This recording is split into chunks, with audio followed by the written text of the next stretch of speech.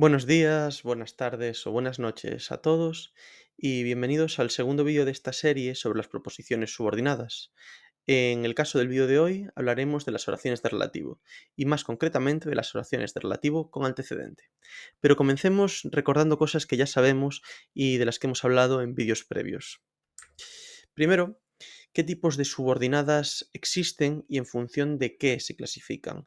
Es decir, en relación con la función que tengan dentro de la oración principal, la función que desempeñe toda la proposición subordinada y cuál sea la información que aporten a la oración, distinguiremos tres grandes tipos. Por un lado, las proposiciones subordinadas sustantivas o completivas, a las que hemos dedicado nuestro vídeo previo y que equivalían siempre a un síntoma nominal y desempeñaban funciones similares a este. Las proposiciones subordinadas sustantivas en su totalidad eran sustituibles por el pronombre eso, por el sintagma nominal esas cosas. Tenemos por otro lado las proposiciones subordinadas de relativo, que muchas veces también se denominan proposiciones subordinadas adjetivas, luego veremos por qué preferimos una denominación a la otra. Y tenemos finalmente las proposiciones subordinadas adverbiales, las cuales dejaremos para próximos vídeos y que se subdividen a su vez en proposiciones subordinadas adverbiales propias e impropias. Veamos entonces y entremos de lleno en estas proposiciones subordinadas de relativo. ¿Qué es una proposición subordinada de relativo? Una proposición subordinada de relativo es aquella que aparece introducida por un adjetivo determinativo de relativo, por un pronombre de relativo o un adverbio de relativo.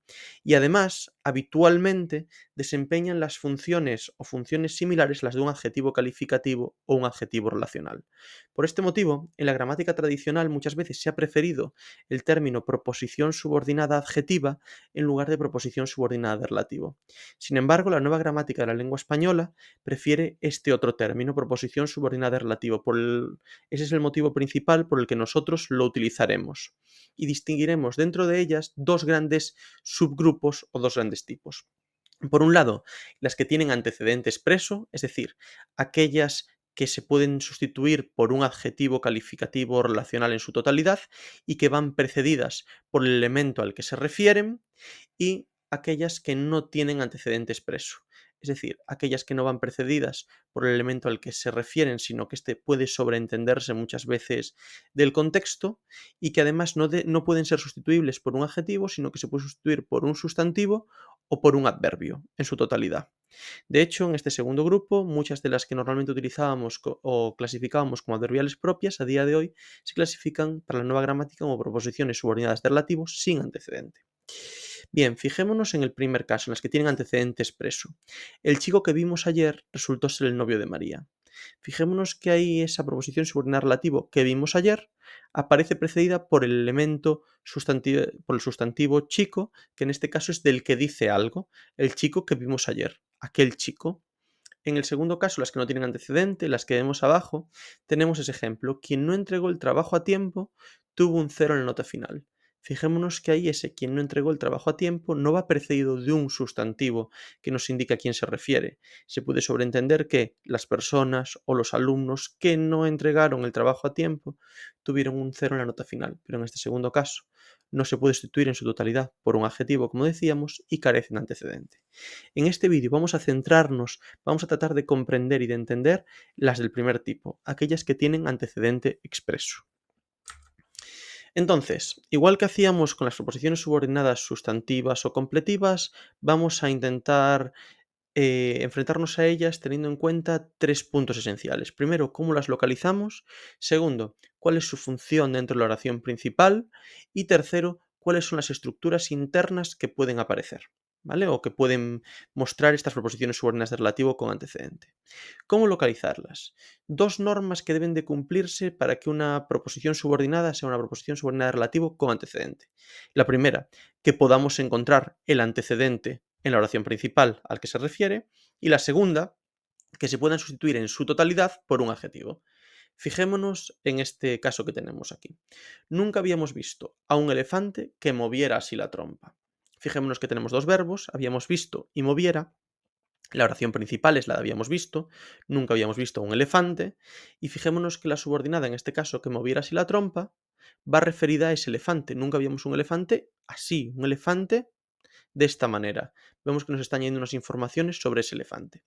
Además, toda esa proposición subordinada de relativo puede sustituirse por un adjetivo sin ningún problema. Nunca habíamos visto un elefante gris, nunca habíamos visto un elefante joven. En todos esos casos, equivale a un adjetivo calificativo. Por consiguiente, tenemos una proposición subordinada de relativo con antecedente, en este caso, elefante. Bien, sabemos cómo encontrarlas, hemos entendido cómo encontrarlas, cómo rastrearlas. El segundo punto que tenemos que tener en cuenta o que tenemos que conocer es cuál es su función en la proposición principal. Lo más habitual es que el antecedente en las proposiciones subordinadas de relativo sea un sustantivo. Y cuando el antecedente es efectivamente este sustantivo, su función es siempre la de complemento del nombre. Podemos encontrar diferentes teorías diferentes teorías lingüísticas en las que se utiliza tanto la noción de complemento del nombre para referirse a la proposición subordinada de relativo con antecedente, como la de modificador. Nos da igual. La nueva gramática prefiere esta denominación, la de complemento del nombre para su función, pero es completamente indistinta porque los dos actúan como modificadores, como complementos dentro de un sintagma nominal, en el cual el núcleo es su antecedente directamente. Fijémonos aquí. El presidente cuya esposa fue víctima de persecución mediática acabó dimitiendo. Por ejemplo, el presidente actual acabó dimitiendo. Ese actual tendría función de modificador. Si fuera, por ejemplo, el presidente de España acabó dimitiendo, ese de España sería un complemento del nombre. En ambos casos, la proposición subordinada de relativo siempre modifica o complementa al núcleo de ese sintagma nominal que es su antecedente. Por consiguiente, la función que vamos a encontrarnos prácticamente siempre en estas proposiciones subordinadas de relativo con antecedente es la de complemento del nombre. También pueden actuar como complemento del adjetivo de manera más extraña cuando su antecedente es un adjetivo o como complemento del adverbio cuando su antecedente es un adverbio. Fijémonos, por ejemplo, en nos vimos allí donde habíamos quedado. En ese caso, el antecedente es ese adverbio allí y, por tanto, donde habíamos quedado es una proposición subordinada de relativo, en este caso en función de complemento del adverbio en lugar de complemento del nombre. Una vez tenemos clara cuál es su función y cómo las vamos a localizar, veamos las 4 estructuras posibles de estas proposiciones subordinadas de relativo. Como decíamos, siempre tienen que aparecer encabezadas por una palabra que tenga como subclase ese apellido que es relativo, ¿vale? Es decir, que permite relacionar la proposición principal con la proposición subordinada.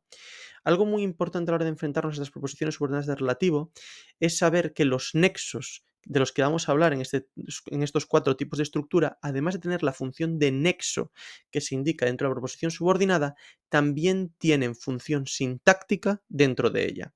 ¿Cómo vamos a encontrar esa función sintáctica dentro de la subordinada de relativo? Pues sustituyéndolos por su referente, por su antecedente. Si somos capaces de sustituir ese adjetivo determinativo, ese pronombre o ese adverbio por su antecedente y analizamos la proposición subordinada con ese antecedente, como después haremos, vamos a ver claramente cuál es la función. Bien, vamos de uno en uno entonces viendo cuáles son las posibles estructuras. El primer caso es que aparezcan introducidas por un adjetivo determinativo de relativo como cuyo, cuya, cuyos y cuyas. Veamos el ejemplo que aparece abajo. No reconocí al hombre cuyos actos supusieron la muerte de toda mi familia. Fijémonos que ahí tenemos un verbo principal, que es, que es el verbo reconocer, no reconocí al hombre, y se va a decir algo de ese hombre con una proposición subordinada de relativo en función de complemento del nombre. Por ejemplo, no reconocí al hombre culpable. En este caso, esa proposición subordinada de relativo es cuyos actos supusieron la muerte de toda mi familia, que aparece introducida por ese adjetivo determinativo de relativo cuyos. Si intentamos sustituir ese cuyos por el antecedente, vemos que son los actos del hombre, sus actos. Y por consiguiente, ese sus actos es un determinante que acompaña al sustantivo actos, que es el núcleo de ese sintagma nominal, y por tanto es nexo y determinante. ¿Vale?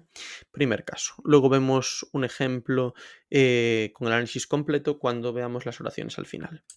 Segundo caso, segunda posibilidad, que esas proposiciones subordinadas de relativo con antecedente aparezcan encabezadas, aparezcan introducidas por los pronombres de relativo que o quién. Quizás esta sea la estructura más habitual, más común. En este caso, de nuevo, sustituimos simplemente por el antecedente y encontramos cuál es su función dentro de la proposición subordinada de relativo.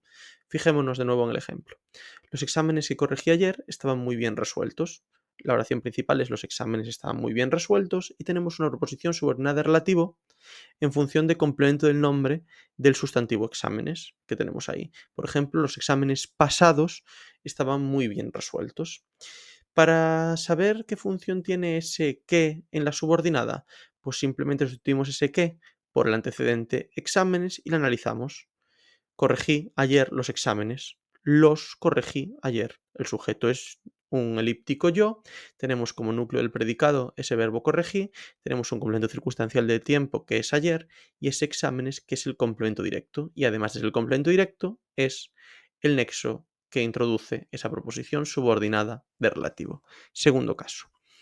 Algo similar ocurre con otros pronombres de relativo que se llaman pronombres de relativo complejos, porque incluyen varias palabras, como por ejemplo el caso del que, la que, los que y las que, o el cual, la cual, los cuales y las cuales. En ambos casos vemos que ese pronombre de relativo se comporta exactamente igual que se comportaba el que o quién del anterior caso. Por ejemplo, avisé a los alumnos y alumnas los cuales habían entregado la documentación incorrecta. Fijémonos ahí que tenemos de nuevo los cuales habían entregado la documentación incorrecta, que es un complemento del nombre de alumnas. Avisé a los alumnos y alumnas, por ejemplo, mayores. En ese caso, equivale en su totalidad a un adjetivo como habíamos visto. Y analizamos esa proposición subordinada que tiene como ese nexo los cuales, pero que además ese los cuales tiene otra función. Sustituimos por el antecedente. Los alumnos y alumnas habían entregado la documentación incorrecta. Ese los cuales, además de ser el nexo, es el sujeto. Incluso podíamos analizar ese pronombre complejo de relativo con un determinante artículo los y un núcleo que es el pronombre de relativo cuales. Bien, por último, vemos el último caso, el caso que puede ser un poquito más complejo, que nos puede resultar un poquito más difícil, que es cuando aparecen encabezadas por adverbios de relativo, como dónde, cuándo, cuánto, cómo y a dónde. No debemos confundirlas con las interrogativas indirectas, que eran proposiciones subordinadas, completivas o de infinitivo. En ese caso, los pronombres o los adverbios llevaban siempre tilde. En este caso no lo llevan nunca porque no es una interrogativa indirecta, sino que simplemente es un complemento del nombre que nos da una información sobre el sustantivo que es su antecedente. Veamos el ejemplo. El lugar donde tuvimos nuestra primera cita ya no existe.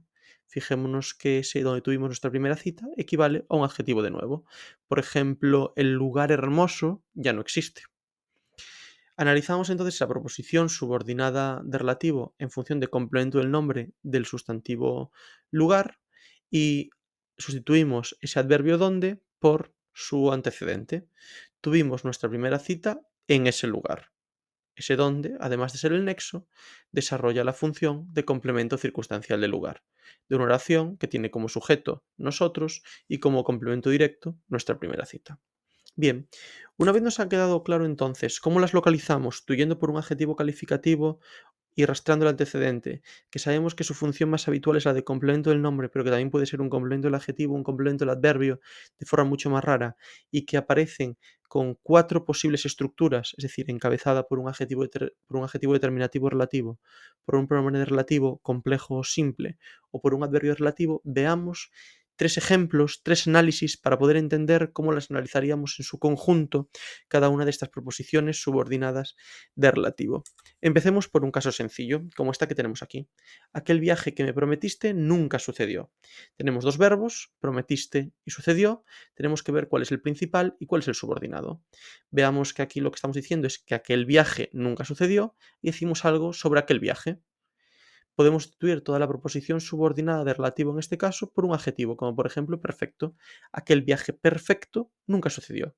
Entonces analicemos la oración en primer lugar como si pusiera aquel viaje perfecto nunca sucedió.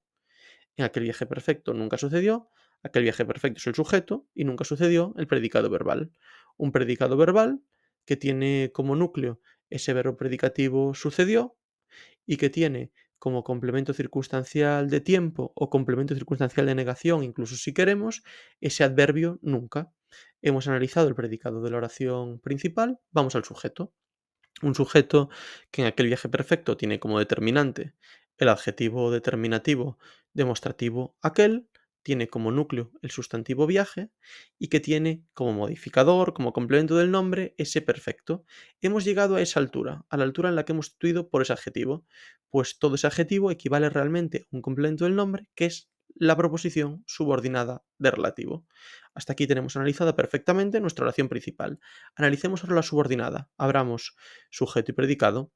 En la oración que me prometiste, vemos que el sujeto es un sujeto elíptico tú me prometiste eso. Sujeto elíptico tú, lo colocamos y para saber cuál es la función de ese que actúa como nexo encabezando esa proposición subordinada de relativo, sustituyámoslo por su antecedente. Tú me prometiste el viaje. Tú me lo prometiste. Vemos que ese además de ser el nexo, es el complemento directo y que tiene un complemento indirecto que le prometiste, que es ese pronombre me. Colocamos el complemento indirecto, que es el pronombre me, y colocamos para finalizar ese nexo, que además es complemento directo, que es el pronombre de relativo que. Tenemos analizada, por tanto, en este primer caso, una proposición subordinada de relativo que se encuentra dentro del sujeto y que es el complemento del nombre del núcleo del sujeto, que es el sustantivo viaje, como aquí vemos. Vamos con un caso un poquito más complejo, un caso con el adjetivo determinativo de relativo cuyo, cuyas, cuyos y cuyas, que es un empleo lingüístico propio de una variedad culta de la lengua y que deberíamos intentar introducir y emplear en nuestro registro escrito, por ejemplo, en exámenes o en trabajos. Tenemos este caso que aparece aquí. El vecino cuyo hijo se ha fugado de casa se encuentra muy apenado. Dos verbos, uno que es encontrarse y el otro que es afugado. Fijémonos que ese verbo encontrarse, antes de empezar a analizar, equivale a estar. Es una oración pseudocopulativo. El vecino, cuyo hijo se ha fugado de casa, está muy apenado, ¿vale? Entonces ese verbo encontrarse es un uso pronominal de ese verbo encontrar que equivale a ser, estar o parecer. Veamos también que la proposición subordinada de relativo en este caso es cuyo hijo se ha fugado de casa y podemos sustituir el vecino, por ejemplo, perdón, podemos sustituir toda la proposición subordinada de relativo por un adjetivo como por ejemplo el vecino antiguo, el vecino mayor, el vecino viejo. Analicemos entonces el vecino viejo se encuentra muy apenado. Esa oración copulativa tiene como sujeto el vecino viejo o el vecino antiguo y tiene como predicado un predicado nominal que es se encuentra muy apenado. Un predicado nominal que tiene como núcleo ese verbo pseudocopulativo que es se encuentra y que se construye, como lo hacen todas las oraciones copulativas, con un atributo que concuerda en género y número con el sujeto. El vecino se encuentra muy apenado, las vecinas se encuentran muy apenadas. Ese atributo es un síntoma adjetival que está compuesto por un núcleo, que es el adjetivo calificativo apenado, y por un modificador, que es el adverbio muy, como estamos colocando ahí. Tenemos entonces analizada nuestra oración principal hasta aquí. Entremos dentro del sujeto, acabemos de analizar el sujeto de esa oración principal y entremos dentro del complemento del nombre, que es nuestra proposición subordinada de relativo. Analizamos el determinante artículo el, analizamos el núcleo de ese sujeto, que es el sustantivo vecino, y ahora, donde aparecería ese antiguo o ese viejo, ese adjetivo, colocamos en su lugar este complemento del nombre, que es la proposición subordinada de relativo. Y analizamos ahora esa proposición subordinada de relativo. Analizamos cuyo hijo se ha fugado de casa. Fijémonos que el verbo es se ha fugado, el verbo es fugarse, no es afugado, no puedo decir yo he fugado, tú has fugado, él ha fugado, sino que yo me fugo, tú te fugas, él se fuga. ¿Vemos? Entonces tenemos en este caso un verbo pronominal que además se construye con un complemento de régimen, fugarse de un sitio o fugarse a un sitio.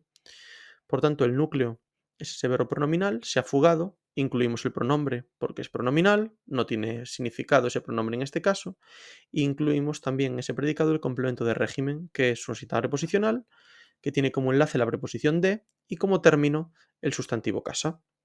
Bien, y una vez hecho esto, vámonos al sujeto, que es lo que nos queda, que podíamos haber empezado por ahí sin ningún problema, que es cuyo hijo.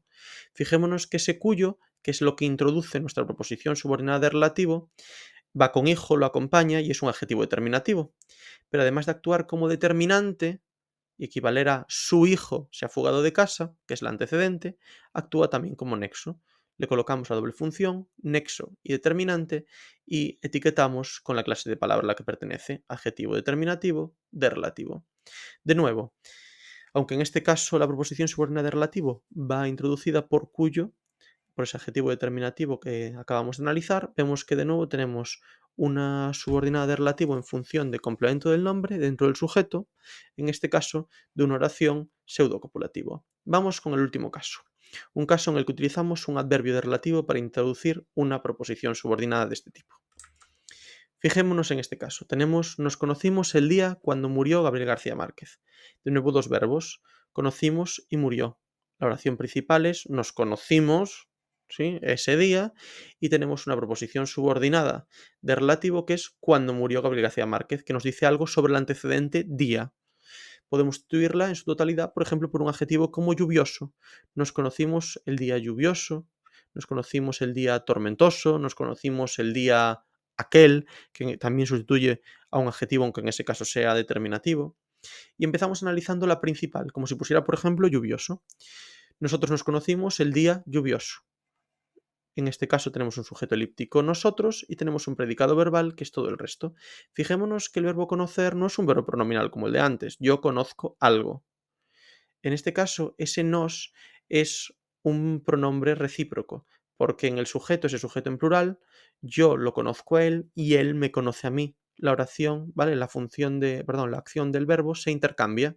Lo colocamos como complemento directo y nos queda el resto de la oración. El día lluvioso, que es el complemento circunstancial de tiempo que podríamos quitar sin ningún problema. Nos conocimos entonces. Analizamos ese síntoma nominal, que tiene como que tiene como determinante el artículo el, que tiene como núcleo el sustantivo día y que tiene como complemento del nombre de ese sustantivo, que es el núcleo del complemento circunstancial de tiempo, una proposición subordinada de relativo que acabamos de señalar, que es cuando murió Gabriel García Márquez. Y analizamos esa oración. Gabriel García Márquez murió cuando, o Gabriel García Márquez murió ese día.